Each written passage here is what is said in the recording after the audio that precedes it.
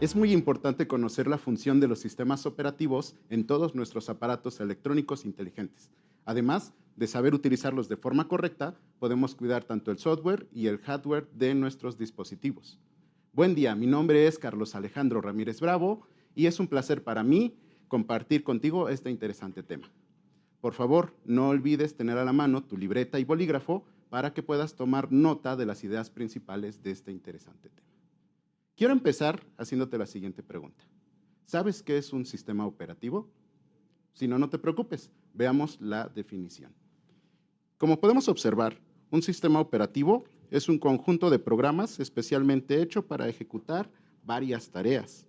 El software encargado de ejercer el control y coordinar el uso del hardware entre diferentes programas de la aplicación y los diferentes usuarios.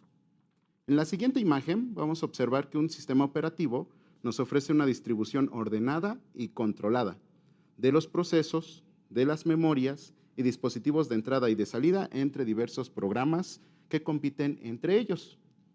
Seguramente te estarás preguntando, ¿y en la actualidad qué empresas están programando los sistemas operativos actuales? Bueno, déjame decirte que en la siguiente imagen podemos observar que empresas como Windows, Linux, Mac, iOS, en sus diferentes versiones, actualmente también trabajan en sistemas operativos para celulares y tabletas. Ahora bien, vamos a observar el siguiente diagrama, donde vamos a poder observar la relación que existe tanto con el usuario, el sistema operativo, el software y el hardware, ¿de acuerdo? Podemos ahí observar que primeramente está todo interrelacionado por esas flechas de colores. ¿Ya observaron? El sistema operativo va a funcionar como un intermediario, por eso está en el diagrama, está en la parte del medio. El objetivo principal de un sistema operativo es abstraer al usuario de la complejidad del hardware, es decir, hacer todo más sencillo para el usuario. Permite también que los recursos del ordenador se utilicen de la forma más eficiente posible. Por ejemplo, se deben optimizar los accesos a disco para acelerar todas las operaciones que existen ahí. También, cuando un usuario quiere ejecutar un programa, es el sistema operativo quien realiza todas las tareas necesarias para ello, tales como cargar las instrucciones, los datos del programa, cargar memoria, iniciar dispositivos de entrada y salida y preparar otros recursos. Por último, tiene la tarea de acceder a los dispositivos de entrada y salida por medio de una interfaz homogénea, fácil de utilizar, para que los dispositivos de entrada y salida puedan estar siempre a la mano, siempre que el usuario así lo requiera. Ahora que entendemos la importancia que tiene el sistema operativo en las computadoras, es importante aprender ahora acerca de la línea del tiempo para ver cómo ha ido evolucionando los sistemas operativos con el paso del tiempo. Por favor, es muy importante que tomes nota y trates de encontrar los siguientes conceptos. ¿Qué es multiusuario y qué es multiprogramación o multitarea? ¿De acuerdo? Bueno, vamos allá. En la siguiente diapositiva podemos observar las válvulas de vacío. Estos elementos electrónicos consumían demasiada electricidad, por lo tanto generaban mucho calor. Estas tenían la función de amplificar, conmutar o modificar una señal electrónica. Estos hacían que las computadoras de la primera generación fueran demasiado grandes y se programaban en lenguaje máquina y por eso no existía un sistema operativo. Te preguntarás, ¿por qué no existía un sistema operativo en la primera generación de computadoras? Bueno, esto era porque como todo era programado por líneas de comando o programación, la persona especializada en utilizar este tipo de computadoras de la primera generación tenía que hacer literalmente todo. Es decir, programar qué tipo de impresora iba a utilizar, qué tipo de tarjeta perforada iba a utilizar. Incluso tenía que dar comandos de accesos directos de dónde estaba la ubicación de dicho programa. Si se dieron cuenta, entonces el usuario era quien realizaba todo el trabajo del sistema operativo. Conforme pasa el tiempo, el sistema operativo se vuelve necesario. ¿Por qué? Porque la complejidad del software y del hardware pues ya era entonces una limitante para la primera generación. Era muy difícil que todas las personas utilizaran una computadora.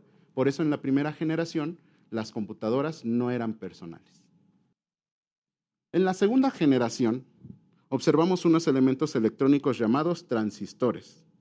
Es un dispositivo electrónico semiconductor utilizado para entregar una señal de salida en respuesta de una señal de entrada. Cumple con funciones de amplificador, oscilador, conmutador o rectificador. ¿Notaron que realiza un trabajo muy similar a los bulbos de la primera generación? Es por eso que se reemplazaron las válvulas de vacío por los transistores. En consecuencia, las computadoras de la segunda generación son más pequeñas, consumen menos electricidad y por ende generan menos calor que la generación anterior. La forma de comunicación con estas nuevas computadoras es mediante lenguajes más avanzados que el lenguaje de máquina y que reciben el nombre de lenguajes de alto nivel o lenguajes de programación. En esta generación ya existe y urge la necesidad de los sistemas operativos. Los sistemas operativos surgen con el método del sistema batch. El sistema batch es un procesamiento por lotes mediante el cual una computadora completa grandes trabajos por medio de trabajos pequeños, pero sin parar. También es un comando que garantiza que los trabajos grandes se calculen en partes pequeñas para mejorar la eficiencia durante el proceso de depuración. El avance del software en esta generación, además de que hace que las computadoras sean más pequeñas, las hacen de uso más común. En este momento, entonces, las computadoras son utilizadas en las universidades, en el gobierno y también en entidades federativas. Los circuitos integrados en 1960 provocaron grandes cambios en la informática y todos los aparatos electrónicos, además de seguir reduciendo el tamaño y el consumo eléctrico de las computadoras, en este instante surge un sistema operativo llamado Unix, antecesor de lo que conocemos como Linux. Les va una pequeña trivia para distraernos un poco del tema. ¿Has escuchado esta frase de una película muy interesante? Dice así: es un sistema Unix, lo conozco. ¿Has escuchado esa frase en las películas? Si esta frase no te es familiar, fue porque no viste la película Jurassic Park. Bueno, tal vez sí, pero te distrajiste más con los dinosaurios. El sistema Unix es el sistema que operaba el parque de dinosaurios. Unix es un sistema operativo que nació a principios de los años 70. Sus características técnicas principales son su portabilidad, su capacidad multiusuario y multitarea, su eficiencia, su alta seguridad y su buen desempeño en tareas de red. Pero Unix, más que una marca, también fue una filosofía que tiene por principios el minimalismo y la modularidad. Hacer programas que hagan una sola cosa pero bien hecha y que al comunicarse entre sí ejecuten tareas más complejas. Es muy importante destacar que las computadoras en esta generación ya tenían dos puntos muy fuertes. La primera es que eran multiusuarios. ¿Qué es multiusuario? Que varias personas podían utilizar una máquina a la vez. La segunda es que eran multitarea, es decir, que podían ejecutar diversos programas a la vez. En este punto, el sistema operativo es tan necesario como tener, por ejemplo, semáforos bien calibrados, así como tener agentes de tránsito en cada uno de ellos, en una bifurcación de carretera donde están pasando muchos carros en hora pico.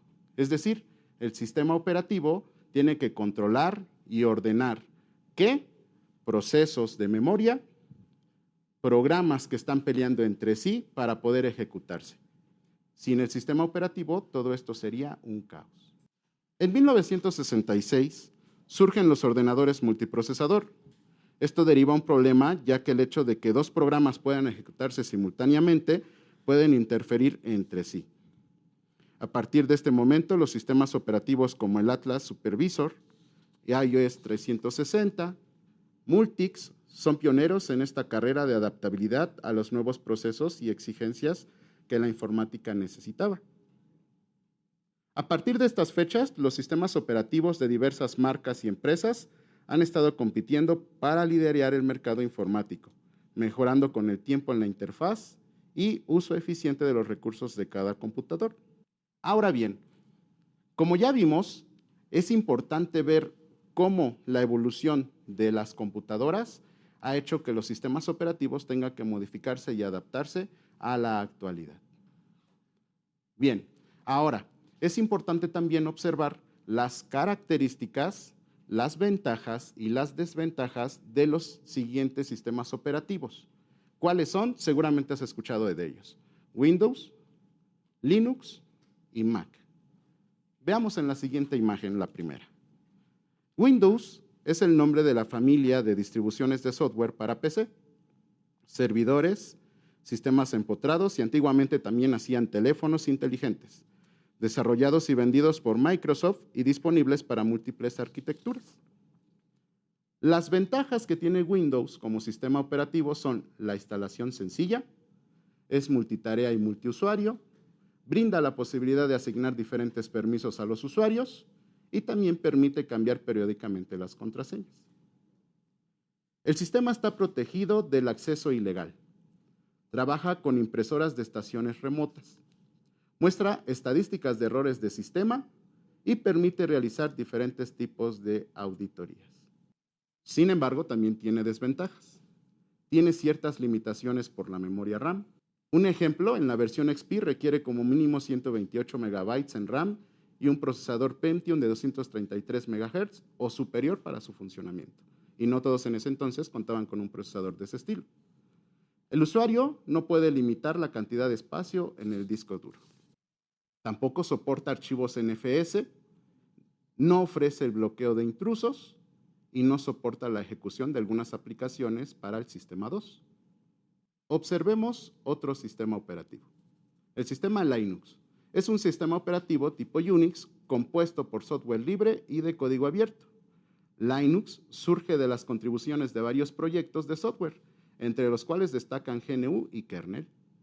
Las ventajas de este sistema operativo son las siguientes.